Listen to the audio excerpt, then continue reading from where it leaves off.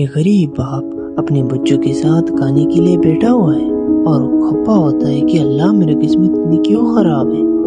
एक दिन वो रिज़्क की तलाश में निकल जाता है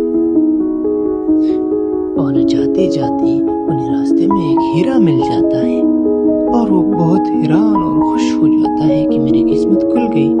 और वो बाजार जाकर इन्हें बेचता है। दुकानदार इन्हें देखता है और देखने के बाद उन्हें से बड़ी कीमत पर लेता है और वो वापस अपने घर आकर इस पे बहुत कुछ लेता है। अपने लिए घर लेता है, गाड़ियाँ लेता है, अपने बच्चों के लिए खिलौने लेते हैं।